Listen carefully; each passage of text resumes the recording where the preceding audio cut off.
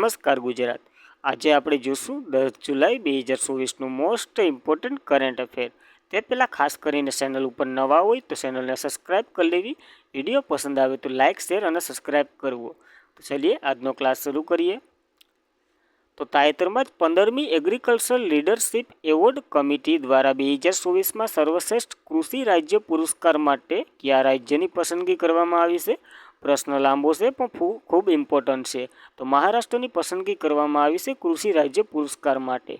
તો 15મી agriculture leadership award committee દ્વારા 2024માં શ્રેષ્ઠ કૃષિ રાજ્ય પુરસ્કાર માટે મહારાષ્ટ્રની પસંદગી કરવામાં આવી છે, જેના અધ્યક્ષ તો કે ભારતના ભૂતપૂર્વ મુખ્ય ન્યાયાધીશ અને કેરળના રાજ્યપાલ એવા જસ્ટિસ પી સંત શિવમ છે।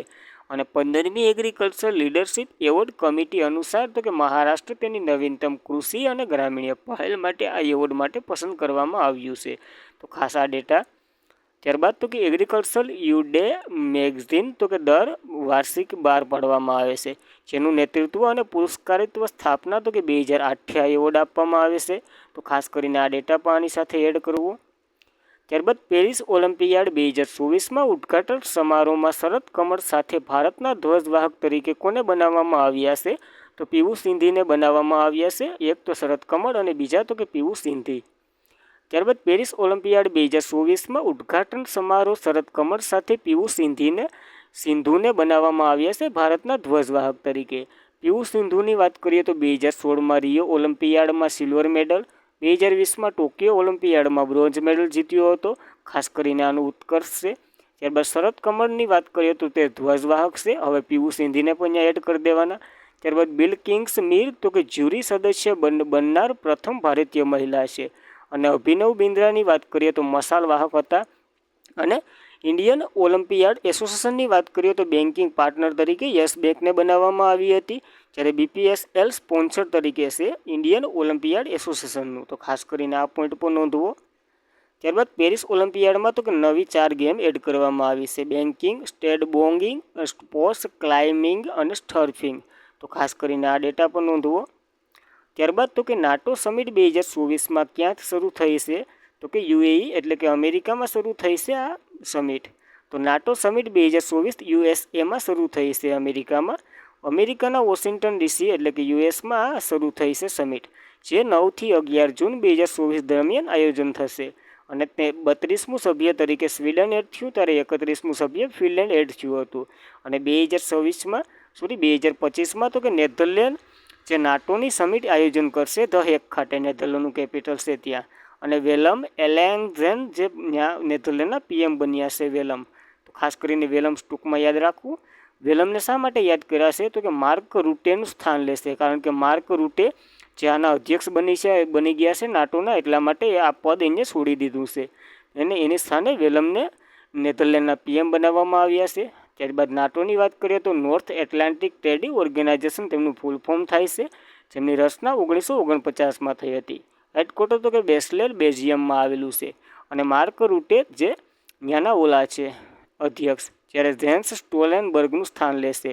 અને સેફર્ડ ડિફેન્સ ભૂતપૂર્વ એ આ નાટો દ્વારા આયોજન એક કવાયત છે, તો ખાસ કરીને આ યાદ રાખવું।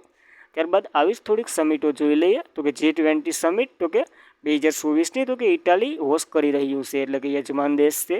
જ્યારે G20 2024 તો કે બ્રાઝિલ હોસ્ટ કરી રહ્યું છે। અને નવો સભ્ય તો કે આફ્રિકન યુનિયન 2023માં ભારતની અધ્યક્ષતામાં એડ થયો હતો, જ્યારે એનું મુખ્ય મથક તો કે અદિસ આબામાં છે અને ઇથોપિયામાં। ત્યારબાદ બ્રિક્સ સમિટ 2024ની વાત કરીએ તો રશિયામાં આયોજન છે અને 5 નવા સભ્ય એડ થયા હતા: Egypt, Ethiopia, Iran, Saudi Arabia અને યુએઈ। જ્યારે આર્જેન્ટિનાએ ના પાડી દીધી કે અમ નહીં બોલતા। ત્યારબાદ કુડા 2024ની વાત કરીએ તો ભારત અધ્યક્ષતા કરી રહ્યું છે। અને COP29ની વાત કરીએ 2024માં તો કે બાકુ અર્બેનિસ્તાનમાં આનું આયોજન થશે। જ્યારે COP28ની વાત કરીએ 2023ની તો કે યુએઈમાં યોજાશે। જ્યારે આસિયાન સમિટ 2024 તો કે લાઓસન અધ્યક્ષતા કરી રહ્યું છે। અને શાંઘાઈ કોઓપરેશન સમિટ 2024ની તો કે કઝાકિસ્તાન અધ્યક્ષતા કરી રહ્યું છે।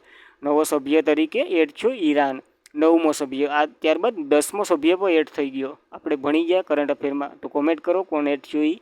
અને નાટો સમિટ 2024 તો કે વોશિંગ્ટન ડીસી યુએઈમાં ખાતે। તો ખાસ કરીને આ સમિટો યાદ રાખવી। ત્યારબાદ જુલાઈ 2024માં પ્લાસ્ટિક રિસાયકલિંગ અને ટકાઉપણા પર વૈશ્વિક પરિષદ ક્યાં યોજાઈ છે? તો કે નવી દિલ્હી ખાતે યોજાઈ છે, જ્યાં એર પોલ્યુશન સૌથી વધારે છે ત્યાં. તો જુલાઈ 2024માં પ્લાસ્ટિક રિસાયકલિંગ અને ટકાઉ પર વૈશ્વિક પરિષદ દિલ્હી ખાતે યોજાઈ છે.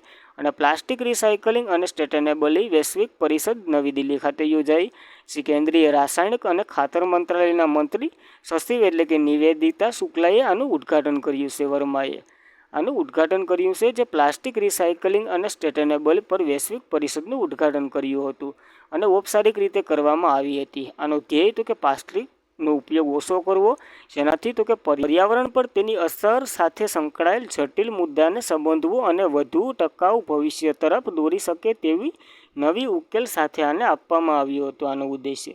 ત્યારબાદ થોડુંક ચર્ચામાં રહેલું પ્લાસ્ટિક જોઈ લઈએ. તો પ્લાસ્ટિક બેગ પર પ્રતિબંધ મૂકનાર પ્રથમ દેશ તો કે ન્યૂઝીલેન્ડ બન્યો છે. અને જયપુર મિલિટરી સ્ટેશને પ્લાસ્ટિક પર કચરામાંથી બનાવનાર રસ્તો એટલે કે રોડ બનાવ્યો હતો, જે માટે તે બીજું સ્ટેશન બન્યું હતું. જ્યારે પહેલું સ્ટેશન 2019માં નારંગી મિલિટરી સ્ટેશન બન્યું હતું આસામ ગુવાહાટી ખાતે. અને પ્લાસ્ટિક ઓવરશૂટ ડે 5 સપ્ટેમ્બરે મનાવવામાં આવે છે 2024માં. જ્યારે ઉત્તર પ્રદેશ પ્રથમ બાયોપ્લાસ્ટિક પાર્ક લખમીપુર ખેરી જિલ્લામાં સ્થાપવામાં આવશે. તો ખાસ કરીને આ ડેટા યાદ રાખવો. ત્યારબાદની આવી સમિટો જોઈ લઈએ જે આયોજન થઈ ગયા છે. તો એઆઈ સુરક્ષા એસકે સિયોલ પર બીજી કોન્ફરન્સ યોજાઈ હતી અને વર્લ્ડ ફ્યુચર સમિટ યુએઈમાં યોજાઈ હતી. જ્યારે વર્લ્ડ સસ્ટેનેબલ ડેવલપમેન્ટ સમિટ તો કે નવી દિલ્હી ખાતે. પ્રથમ ન્યુક્લિયર એનર્જી સમિટ તો કે બેસલેરમાં. જ્યારે 9મો રાયસીના ડાયલોગ નવી દિલ્હી ખાતે. અને પ્રથમ digital India future skill summit તો કે ગુવાહાટીમાં. અને 7મી હિન્દ મહાસાગરીય પરિષદ પર્થ ઓસ્ટ્રેલિયામાં. જ્યારે વર્લ્ડ ગવર્નમેન્ટ સમિટ 2024 તો કે દુબઈમાં. અને ભારત 2024માં તેની 46મી આવૃત્તિ માટે યુનેસ્કો વર્લ્ડ હેરિટેજ સમિતિની અધ્યક્ષતા કરશે. જ્યારે ગાંધીનગરમાં તો કે vibrant Gujarat global tech show યોજાયો હતો. તો ખાસ કરીને આ. ત્યારબાદ તો કે 9મો આંતરરાષ્ટ્રીય વિજ્ઞાન મહોત્સવ તો કે ફરીદાબાદમાં યોજાયો હતો. અને 27મો રાષ્ટ્રીય યુવા ઉત્સવ તો કે નાસિક ખાતે. અને 13મો તો કે first India skill boil expo તો કે ગુવાહાટીમાં યોજાયો હતો.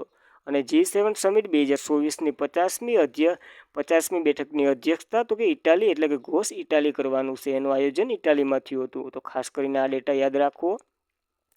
ત્યારબાદ તાજેતરમાં third saint tennis renewable open 2024માં મહિલા સિંગલ્સનો ખિતાબ કોને જીત્યો છે? તો કે તમસીમ મીરે જીત્યો છે આ ખિતાબ.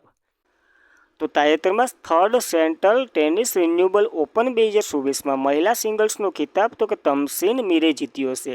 અને ત્રીજી બેડમિન્ટન વર્લ્ડ ફેડરેશન સેન્ટ ડિડેસ રિન્યુએબલ ઓપન 2024ની વાત કરીએ તો 24માં તો કે ત્રીજી આવૃત્તિ હતી. અને 3થી 7 જુલાઈ દરમિયાન આનું આયોજન થયું હતું, જ્યાં તો કે તમસીન મીરે રક્ષિતા શ્રીને હરાવી અને પશ્ચિમ હિન્દ મહાસાગરીય રિન્યુએબલ ફ્રેશ ઓવરસીઝન વિભાગમાં એટલે કે એની કેપિટલ છે ત્યાં આનું આયોજન થયું હતું. ત્યાં તો કે સેન્ટ ડિયન્સમાં મહિલા સિંગલ્સનો ખિતાબ જીત્યો છે. તો ખાસ કરીને કઈ મહિલા ખિતાબ જીત્યો છે? તો કે તમસીન મીરે જીત્યો છે. તો ખાસ આ યાદ રાખવું. પુરુષની વાત કરીએ તો થારુલ મનેતપલ્લીએ પુરુષ સિંગલ્સનો ખિતાબ જીત્યો છે. એને તો કે જાપાનના જે સુડાઈ ઓકોમોનો છે એને હરાવીને આ ખિતાબ જીત્યું છે. ત્યારબાદ બેડમિન્ટન વર્લ્ડ ફેડરેશનની વાત કરીએ તો તેમની રચના 1937માં થઈ હતી. હેડક્વાર્ટર તો કે કુલાલમપુર મલેશિયામાં આવેલું છે. અને પ્રમુખ તો કે પોલ એરિયન હેયર લાન્સન છે. તો ખાસ કરીને આ બેડમિન્ટન વિશે એટલું યાદ રાખવું. ત્યારબાદ 2024માં મેન એશિયન બિલિયર્ડ્સ ચેમ્પિયનશિપનું ટાઇટલ કોણે જીત્યું છે? તો કે ધ્રુવ શીતલવાડે જીત્યું છે આ ટાઇટલ. કયું? તો કે 2024માં મેસ એશિયન બિલિયર્ડ્સ ચેમ્પિયનશિપનું ટાઇટલ તો કે ધ્રુવ શીતલવાડે જીત્યું છે. જ્યારે એશિયન મેન્સ બિલિયર્ડ્સ ચેમ્પિયનશિપ 2024ની વાત કરીએ તો 27 જૂનથી 5 જૂન 2024 સુધી તો કે સાઉદી અરેબિયાની રાજધાની રિયાધમાં આનું આયોજન થયું હતું. એમાં તો કે પુરુષોમાં તો કે ધ્રુવ શીતલવાડે ત્રીજું ટાઇટલ જીત્યું છે, જે તો કે પંકજ અડવાણીને હરાવ્યા છે. અને પંકજ અડવાણી તો કે ભારતીય મૂળના છે, એટલા માટે આપણે તો યાદ રાખવાના. સ્ત્રીઓમાં વાત કરીએ તો અનુપમા રામચંદ્ર દ્વારા જીતેલું છે. અને પ્રથમ આંતરરાષ્ટ્રીય ખિતાબ જીત્યો છે આન્યે. જ્યારે થાઇલેન્ડના તો કે 5મા ચેન્નાઈએ હરાવ્યા હતા. ત્યારબાદ પંકજ અડવાણીની વાત કરીએ તો ચીનના સાગરરાવ શહેર સ્થિર વર્લ્ડ બિલિયન્સ મ્યુઝિયમ હોલમાં એમની ફ્રેમ રાખવામાં આવી છે. તો ખાસ કરીને ચીનમાં ફ્રેમ રાખવામાં આવી તો યાદ તો રાખવું જ પડે. 38 વર્ષે અડવાણીએ તો કે બિલિયન્સ સ્કૂનરમાં તેમને પોતાના ફોર્મેટ વર્લ્ડ ટાઇટલ જીતનાર વિશ્વના એકમાત્ર ભારતીય ખેલાડી છે અને એકમાત્ર ખેલાડી પાસે. ત્યારબાદ તેને રાજીવ ગાંધી ખેલરત્ન 2006માં, અર્જુન એવોર્ડ 2005માં, પદ્મશ્રી 2018માં અને પદ્મભૂષણ 2018માં અને પદ્મશ્રી 2009માં મળ્યો છે. તો ખાસ કરીને આ ડેટા યાદ રાખો પંકજ અડવાણી વિશે. ત્યારબાદ તાજેતરમાં કયા દેશમાં ભારતીય મૂળના સંસદ લિસા નંદીની સાંસ્કૃતિક મીડિયા અને રમતગમત બાબતોનું વિભાગ પ્રધાન તરીકે નિમણૂક કરવામાં આવ્યા છે? પ્રધાન એટલે કે મંત્રી પદ સોંપવામાં આવ્યું છે. તો બ્રિટનમાં સોંપવામાં આવ્યું છે. ત્યાં હાલ હમણાં ચૂંટણી યોજાઈ હતી. તો તાજેતરમાં જ બ્રિટન દેશમાં ભારતીય મૂળના સાંસદ લિસા નંદીનીને સંસ્કૃતિ મીડિયા અને રમતગમત બાબતોના વિદેશી પ્રધાન તરીકે નિમણૂક કરવામાં આવી છે. જે તો કે કિંગ સ્ટાર નવા પીએમ બન્યા છે ત્યાંના, એના દ્વારા નિમણૂક કરવામાં આવી છે. આના પહેલાં કોણ હતા? તો કે ભારતીય મૂળના હતા ઋષિ સુનક. તો ખાસ યાદ રાખવું. તો તાજેતરમાં જ SCLના ચેરપર્સન જે ફ્રાન્સનું સર્વોચ્ચ નાગરિક સન્માન મળ્યું છે. તો તેમનું નામ શું છે? તો કે રોશની નાદર છે, જેને આ સન્માન મળ્યું છે. તો તાજેતરમાં જ SLCના ચેરપર્સન એટલે કે SCLના ચેરપર્સન ફ્રાન્સનું સર્વોચ્ચ નાગરિક સન્માન મળ્યું છે. તેનું નામ તો કે રોશની નાદર છે. એને તો કે ફ્રાન્સનું સર્વોચ્ચ સન્માન મળ્યું છે એની ઉત્કર્ષ બદલ. ત્યારબાદ વાત કરીએ તો SCLની વાત કરીએ તો હિન્દુસ્તાન કોમ્પ્યુટર્સ લિમિટેડ તેમનું ફૂલ ફોર્મ થાય છે. તેમની રચના તો કે 1974માં થઈ હતી. જેનું હેડક્વાર્ટર તો કે નોઈડા યુપીમાં આવેલું છે. તેના સ્થાપક તો કે શિવ નાદર છે. તો ખાસ કરીને આ ડેટા યાદ રાખવો. અને ઓલું સન્માન કોણ લાવ્યા છે? તો કે રેશનના નાદર લાવ્યા છે આ સન્માન. તો ખાસ યાદ રાખવું ફ્રાન્સનું. ત્યારબાદ જુલાઈ 2024માં PM નરેન્દ્ર મોદીને કયા દેશ દ્વારા ગાર્ડ ઓફ ઓનર આપવામાં આવ્યું છે? તો રશિયા દ્વારા આપવામાં આવ્યું છે ગાર્ડ ઓફ ઓનર. તો જુલાઈ 2024માં PM નરેન્દ્ર મોદીને રશિયા દેશ દ્વારા ગાર્ડ ઓફ ઓનર આપવામાં આવ્યું છે. એટલે કે રશિયાનો સર્વોચ્ચ નાગરિક સન્માનથી એને નવાજવામાં આવ્યા છે. શા માટે આવું આપ્યું? તો કે મોદીજી ત્યાં ગયા હતા 22મું ભારતીય રશિયા શિખર સંમેલનમાં, જે તો કે મોસ્કો ખાતે યોજાયું હતું. જેમાં તો કે નરેન્દ્ર મોદી હાજરી આપી હતી ને ત્યાં તો કે પ્રથમ તેને ગાર્ડ ઓફ ઓનરની પદવી આપવામાં આવી છે. જ્યારે તેના થોડાક એવોર્ડોની વાત કરીએ તો જુલાઈ 2023માં તો કે ફ્રાન્સે PM નરેન્દ્ર મોદીને તો કે લીજર ઓફ ઓનરથી સન્માનિત કર્યા હતા. ત્યારબાદ તો કે Egypt order of the knight એનાયત કર્યો હતો અને પાપિયા ન્યૂ ગિની દ્વારા કોમ્યુનિકલ of the order award Logohu પુરસ્કાર આપવામાં આવ્યો હતો. જ્યારે PM મોદીને ફિજી દ્વારા community of order the Fiji નામે બહુ વિચિત્ર પ્રકારના છે, કયા દેશ દ્વારા આપ્યું એ ખાસ યાદ રાખજો. જ્યારે પાઉલી પ્રજાસત્તાક દ્વારા PM મોદીને અબાકા એવોર્ડથી સન્માનિત કરવામાં આવ્યા હતા. તો ખાસ કરીને આ એવોર્ડો યાદ રાખવા. ત્યારબાદ જુલાઈ 2024માં એશિયન ટીમ સ્ક્વોટ ચેમ્પિયનશિપ 2024 ક્યાં યોજાઈ છે? તો મલેશિયામાં આ ગેમ યોજાઈ છે. તો તાજેતરમાં જ એટલે કે જુલાઈ 2024માં એશિયન ટીમ સ્કોટલેન્ડ ચેમ્પિયનશિપ 2024 તો કે મલેશિયામાં યોજાઈ છે. આ તો કે 4 થી 7 જુલાઈ 2024 દરમિયાન આનું આયોજન તો કે એશિયન ટીમ સ્કોટલેન્ડ ચેમ્પિયનશિપ યોજાઈ છે. જે તો કે મલેશિયાના જોહોર મલેશિયામાં યોજાઈ છે. આમાં તો કે એશિયન ટીમ સ્ક્વોટ ચેમ્પિયનશિપ દ્વિવાર્ષિક ઇવેન્ટ છે, એટલે કે 2 વર્ષે યોજાય છે. મિસ ડબલમાં તો કે અભયસિંહ અને જોશના સિમ્પલા જે ભારતના છે એને ટાઇટલ જીતીને આવ્યા છે. અને મેસ ડબલની વાત કરીએ તો અભયસિંહ અને વિલાવંત સેથિય કુમાલ આ ટાઇટલ જીતીને આવ્યા છે. તો આપણા માટે મિસ ડબલનું ટાઇટલ મોસ્ટ IMP ગણાય. ત્યારબાદ સ્કોવેલ સ્ટેલ ફેડરેશન ઓફ ઇન્ડિયાની વાત કરીએ તો મુખ્ય મથક ચેન્નાઈ ખાતે આવેલું છે અને પ્રમુખ તો કે દેવેન્દ્રનાથ સારંગી છે. તો ખાસ કરીને આ સ્કોવેસ એસે એટલું યાદ રાખવું. તો આજના માટે એટલું. ખાસ કરીને મિત્રો વિડીયો કેવો લાગે તમારા પ્રતિભાવો કોમેન્ટમાં આપો. વિડીયો પસંદ આવે તો લાઇક કરો, તમારા મિત્રો સુધી શેર કરો અને વધુમાં વધુ સબસ્ક્રાઈબ કરાવો. જય હિન્દ, જય ભારત.